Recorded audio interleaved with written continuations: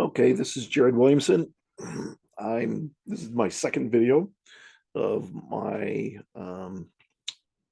YouTube channel. I've never done anything like this before, so criticisms, feedback, much appreciated. And I know the audio needs some work here. I'm working on getting a better microphone, but I call the YouTube channel Adventist Preparedness and Survival. And, we'll see where it goes from here. This is going to be a relatively short video on how radiation works for the layman. It is intended to be just a real basic introduction for what's going on. And the purpose of this is to cover the topic because people are concerned about what's going on over in Europe, and they're concerned about the possibility of nuclear war. You can find a lot more information, more in depth on this, other YouTube channels. But like I said, this is just meant to be a basic intro. Okay. When I talk about nuclear radiation, we got to ask the nucleus of what, right? We're talking about the nucleus of an atom. An atom is a very tiny little particle that is generally conceived of as a building blocks of matter. And this atom is made out of smaller pieces called subatomic particles. And what we're going to talk about is this atom consists of a nucleus in the center with negatively charged electrons flying around on the outside. The nucleus consists of positively charged protons and neutral charged neutrons. And when I say positively charged or negatively charged, I mean positive electrical charge, negative electrical charge. Okay. Well, we have all these protons crammed together in the nucleus. If you've ever played with magnets, you've realized that if you orient the magnets north to south, they attract each other. But if you orient them north to north or south to south, two different magnets, that they will repel each other.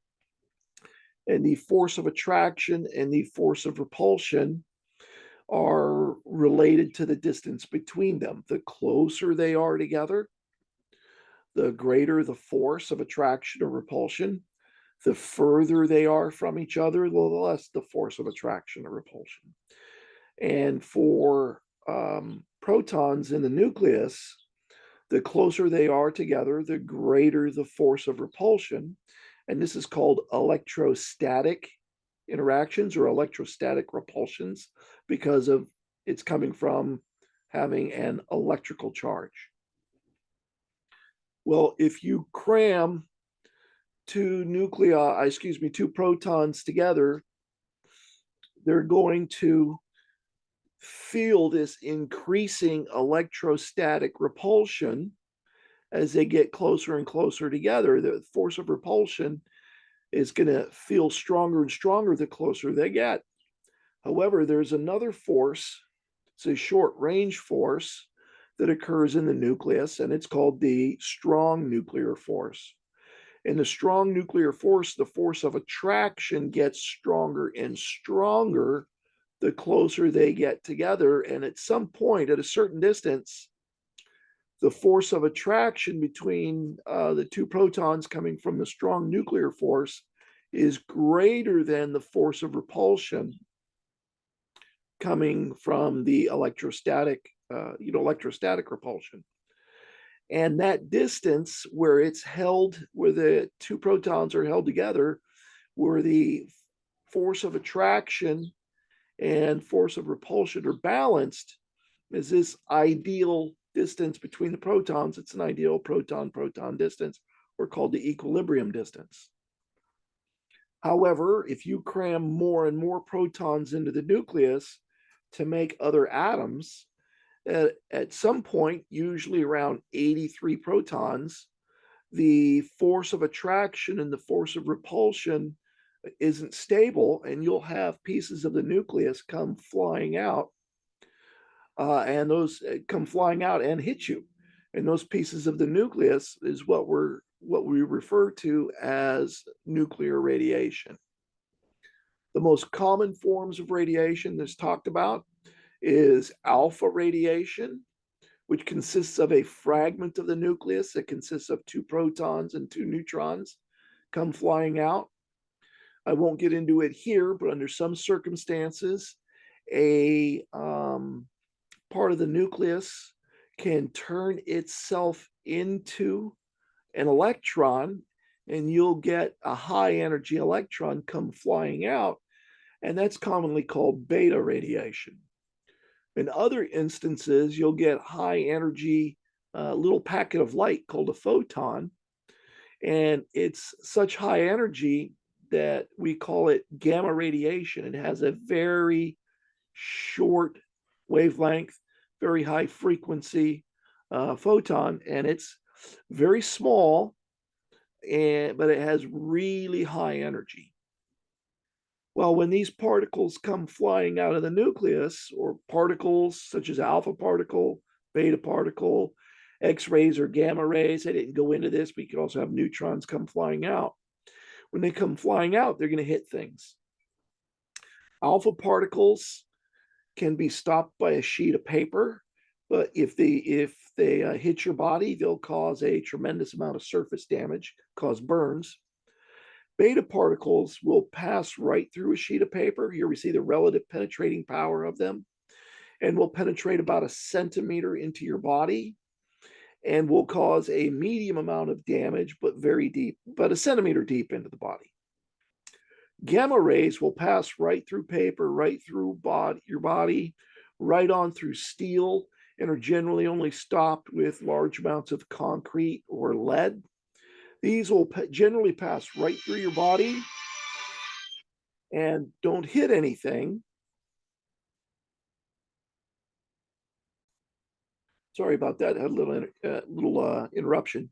Anyway, I was talking about the particles that come out of the nucleus: alpha particle, beta particle, gamma rays, neutrons, X-rays, and they all penetrate through objects with varying degrees of penetrating ability, and they cause different kinds of damage. Alpha particle will be stopped by a sheet of paper, but hit your body, cause a lot of surface damage. Beta particles will penetrate about a centimeter into the body and cause a medium amount of damage, but fairly deep. Medium is a relative term. Gamma rays generally pass right on through your body and don't hit anything, but when they do, they damage molecules and cells deep inside of your body. And if you get hit with a lot of gamma rays, of course, even if only 1% of them cause damage, it's damage that's very, very deep. Okay? The way that you're typically exposed to radiation, nuclear radiation, is external exposure. And it's either external exposure through it flying through the air, radiation, or you could have, say, from a nuclear bomb going off, or a dirty bomb going off, or perhaps a nuclear meltdown. You can have radioactive dust land on your body and cause damage to you. Okay? If you ingest it, it doesn't get better. If you ingest it, you're now going to have atoms that are emitting alpha particles, beta particles, gamma rays, and whatever else right inside your body, right next to your internal organs, incorporated into your body, incorporated into your bones, even, or incorporated even, for example, into your thyroid. Here I talk about, and I got this image off the internet. We got external exposure, internal exposure. You can be exposed internally by inhaling it or ingesting it. And like I said, it'll cause damage to various parts of your body on the inside.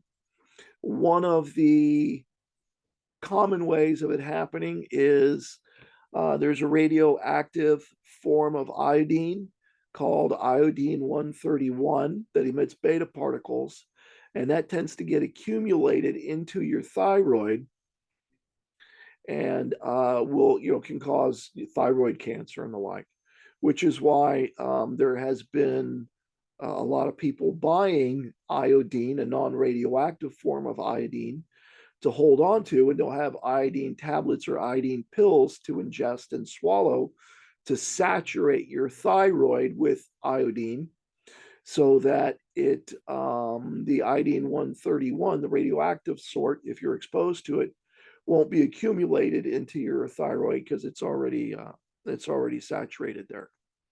Anyway, that's it for now. Like I said, I'm still figuring this stuff out. Positive positive comments are appreciated, likes are appreciated, and I'll talk to you guys later. Okay, thank you.